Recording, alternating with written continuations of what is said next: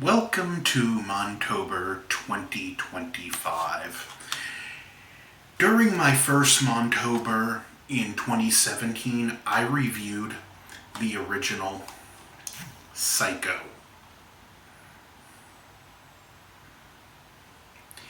And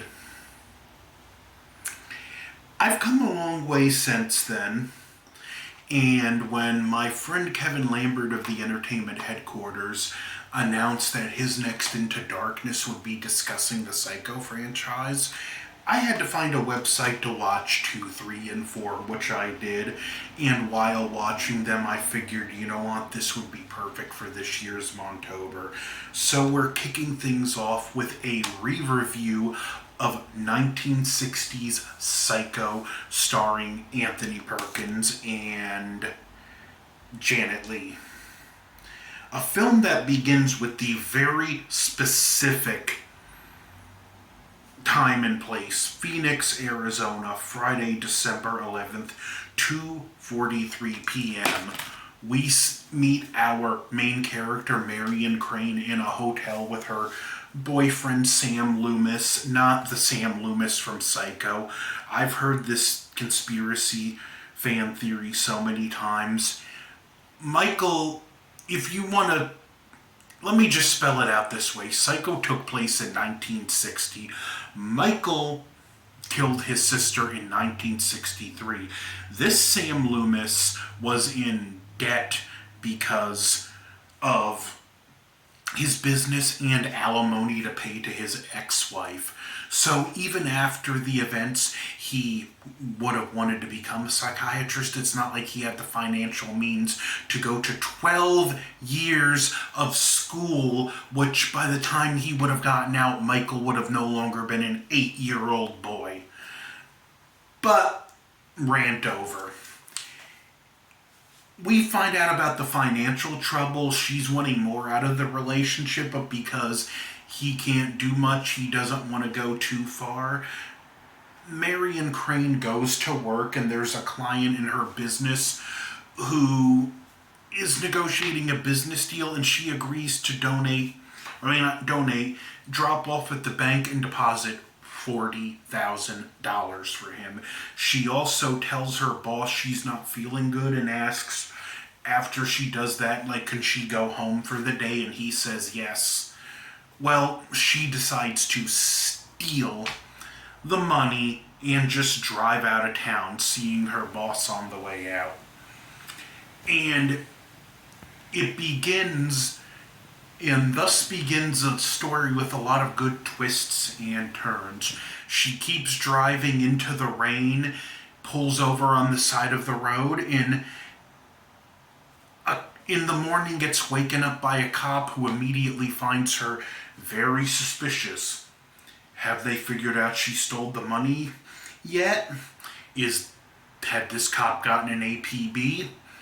We don't know. She doesn't know, but she's nervous. She goes to a car dealership, trades in her car, pays $700 for a used car, and we see the officer still watching her, lending weight to the theory that there's been an APB put out on her. She leaves, and we do hear, as she's driving, just her imagining the scenarios, her boss and the client talking, the officer talking to the people at the car dealership, and she ultimately sees a sign when it's raining for a motel, the Bates Motel. She goes there, meets the owner, Norman Bates. A lot of back and forth happens. We find out he's got a mother who's not well mentally. Something seems off about Norman, but also charmingly awkward. Marion ultimately does decide she's going to return the money minus the 700 and face the consequences. She decides to take a shower, and Norman's mother, who she heard earlier in the film objecting to her, shows up in the bathroom in one of the most famous scenes in film history, the shower scene, and stabs Marion Crane to death. Our star of the movie dies around the halfway point. Fun fact, Hitchcock actually insisted theaters not let people into the theater late because of the twist. This was the first time something like this was ever done. Your star of the movie was at the very least considered safe until the end of the movie. So, off the bat, this movie really breaking the rules. Also, fun fact, this is the first, there's a scene where she's figuring out how much is left after what she spent, and she rips up the paper and flushes it down the toilet. This was the first film that ever had a flushing toilet in. It wasn't the shower scene Hitchcock had to fight the censors with. It was the flush of the toilet that he had to fight the censors with. Go figure.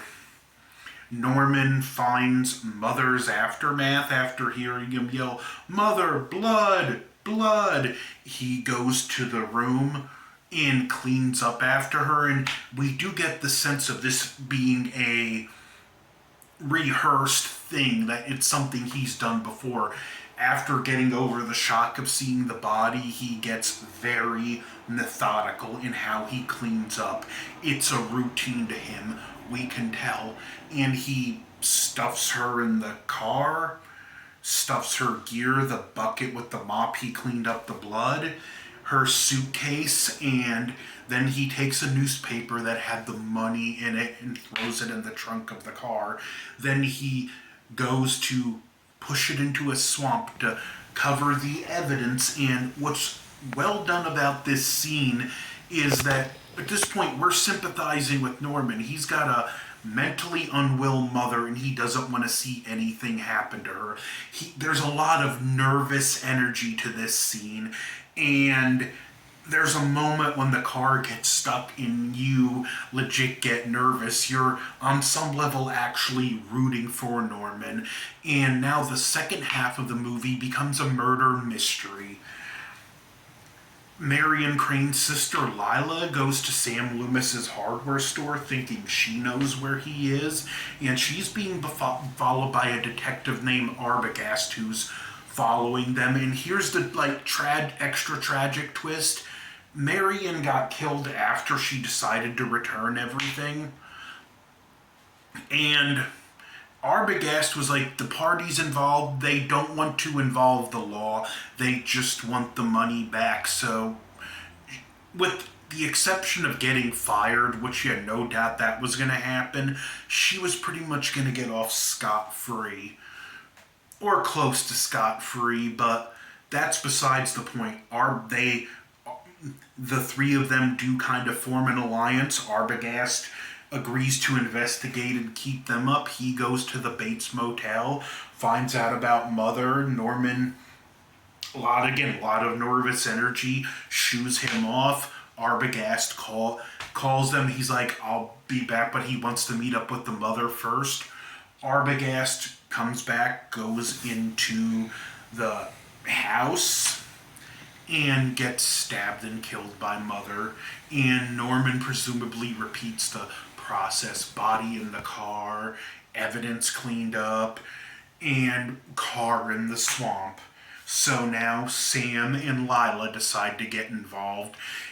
They go in, start asking questions. We find out Mrs. Bates has been dead for 10 years. She poisoned her husband with strychnine, then poisoned herself, and Norman found them in the bed. Things are not adding up because even earlier in the film, we seen when Marion Crane's there, we see an old woman walk by the window. What is going on here? So now we have a game of cat and mouse where Norman is starting to look, even if just subconsciously, more guilty than just the cleanup man who's cleaning up after his mother. They go to the Bates Motel under a cover story, check in, and they agree to double team. Sam distracts Norman while Lila goes in the house to look for Mrs. Bates.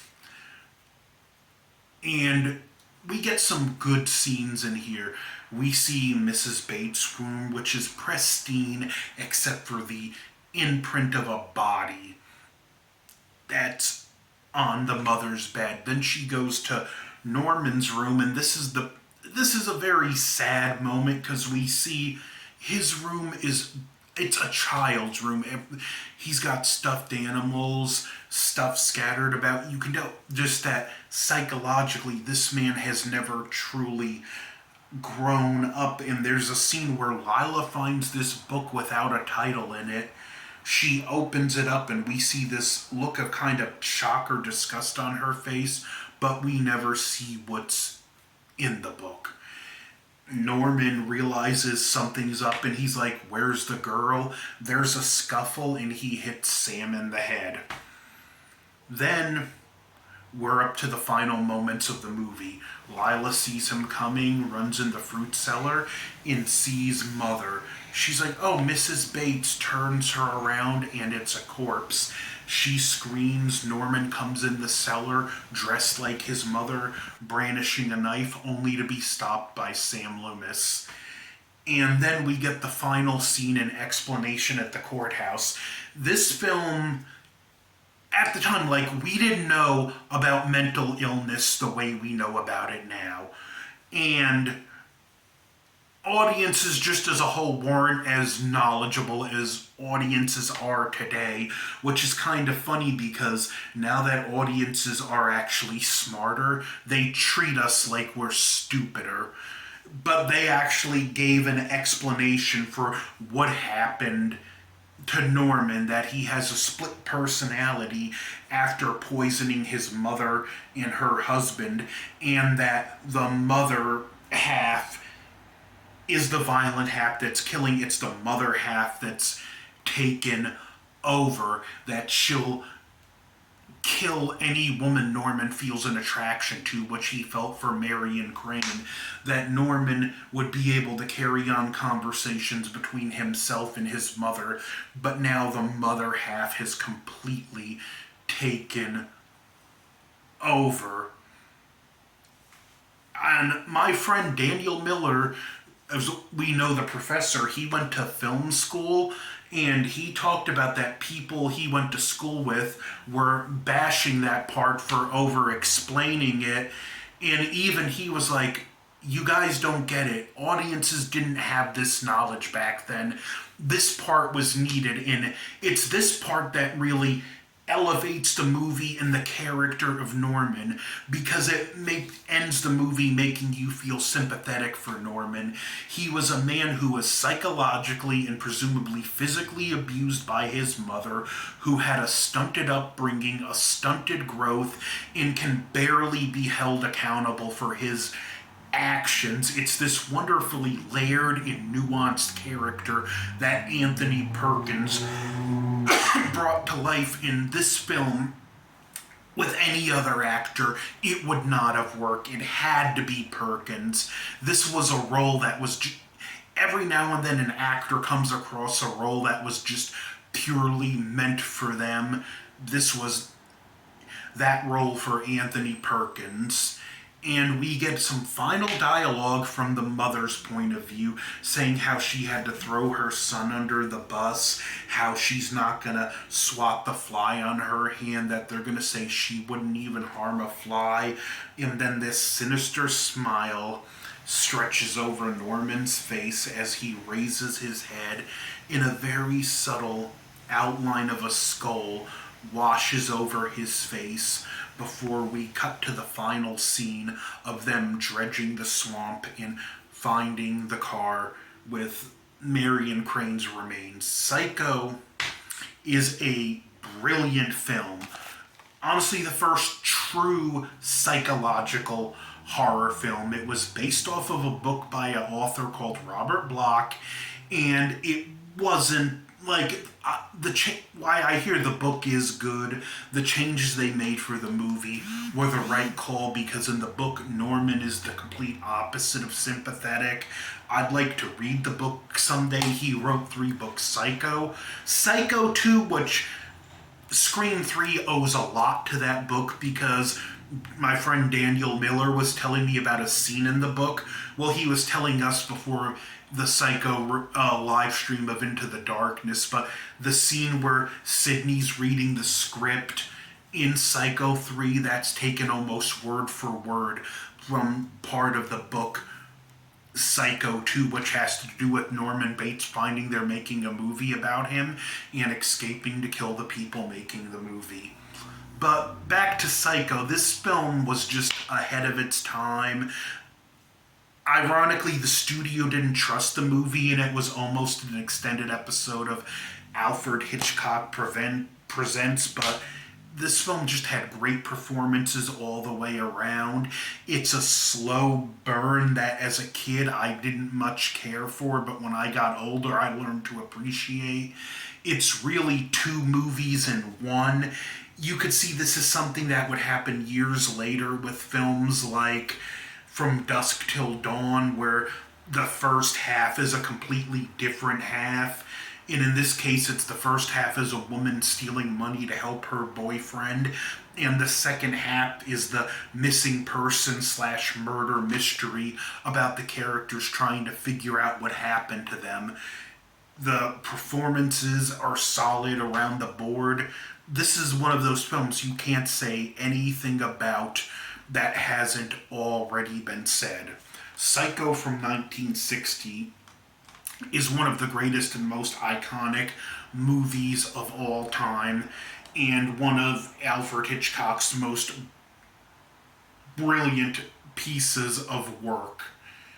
And it would get 3 sequels. The first sequel would be like 20. The first sequel would come out 23 years later and is an amazing film in its own right, which is the film I will be getting to next. Psycho 2, as Montober continues, and I cannot wait to talk about this film because this isn't just the best Psycho sequel, this is one of the best horror sequels ever. And it's not just Norman Bates that's going to be back. We're going to see another returning character. Those of you that have seen it know who I'm talking about. Those of you that haven't, well, stay tuned because we're going to talk about Psycho 2. Either way, if you haven't seen the first one, what's wrong with you? See it, and while you're at it, I'm just going to say, find Psycho 2. Watch that. It's a great sequel, but I'm going to get to that film next time. Thank you for joining me on the first episode of Montober 2025. I look forward to talking horror with you all month. This is my favorite time of year on YouTube. I'm sad when it ends every year, and I get very anxious for August because that's when I begin production again. Like, truly a lot of work, blood, sweat, and tears go into Montober, and I can't wait to go through all of it with you. And like always, we end with a Halloween movie, and this year it will be Halloween Resurrection, which means I have to get that Australian Blu-ray Rob Zombie's Halloween 1 and 2 combo because they have the theatrical cut, because next year I'm talking about those films, but that's for a whole other time. Thank you for joining me for Montober. The best time of year to be a YouTuber is spooky season, so don't forget to like, share, comment, subscribe. Over and out.